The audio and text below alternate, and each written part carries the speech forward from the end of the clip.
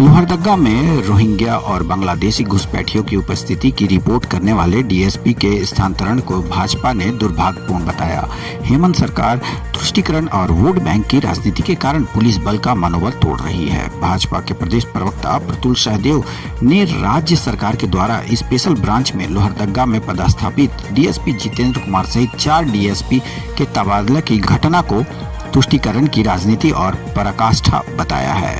प्रतुल ने कहा, लोहरदगा के सांप्रदायिक दंगों ने पूरे प्रदेश को झकझोर दिया है। स्पेशल ब्रांच के डीएसपी ने 29 फरवरी को ही मुख्यालय को रिपोर्ट भेजकर इन दंगों में रोहिंग्या और बांग्लादेशियों के हाथों होने की बात कही थी। उन्होंने लोहरदगा के 13 लोगों पर इन्हें संरक्षण देने की भी बात कही थी। संरक्षकों में सत्ताधारी गठबंधन की घटक दल कांग्रेस के नेता और उनके रिश्तेदारों का भी नाम था।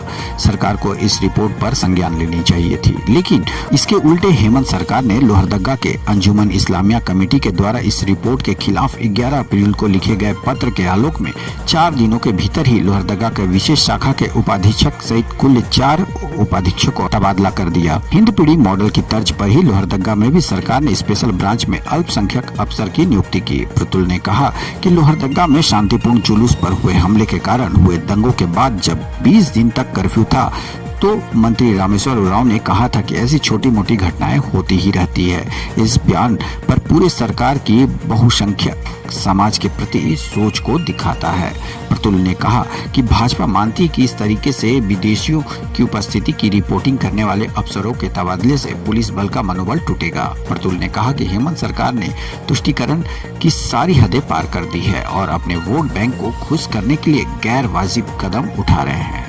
प्रदेश भाजपा अति शीघ्र भारत सरकार के माननीय गृह मंत्री से इस पूरे मसले की एनआईए जांच करवाने की मांग भी रखेगी। खबर 365 न्यूज के लिए रांची से विकास। ये बहुत ही दुर्भाग्यपूर्ण बात है कि कोरोना के इस भीषण संक्रमण काल में भी हेमंत सरकार आज भी तुष्टीकरण और वोट बैंक की राजनीति से बाज नहीं आ रही है।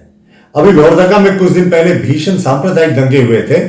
29 फरवरी को लोहरदगा के स्पेशल ब्रांच के डीएसपी ने एक रिपोर्ट भेजी मुख्यालय को, जिसमें उन्होंने साफ लिखा कि इन दंगों के पीछे रोहिंग्या और बांग्लादेशी घुसपैठियों का हाथ है और उन्होंने 13 लोगों का नाम दिया लोहरदगा के जो इन्हें संरक्षण देने का कार्य कर रहे हैं। उसमें सत्ताधारी गठबंधन के प्रमुख घटक दल कांग्रेस के प्रमुख नेता और उनके रिश्तेदार भी थे।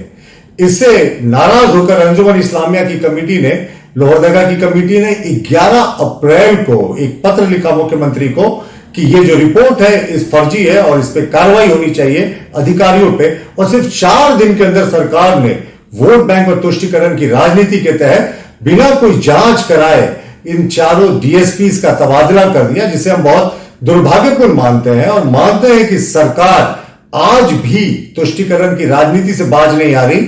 ये वही सरकार है जिसके मंत्री ने लोहरदगा दंगों को एक बहुत ही छोटी घटना बताई थी, लेकिन जैसे जैसे दंगे विभत्स होते गए वो बैकफुट पर होते चले गए। भारतीय जनता पार्टी इस पूरे मसले को दुर्भाग्यपूर्ण मानती है और अतिशीघ्र भारत सरकार के गृह मंत्री से इस पूरे मामले की जांच एनआईए से, नेशनल इन्वेस्टिगेटिंग एजेंसी से कराने की मांग करेगी।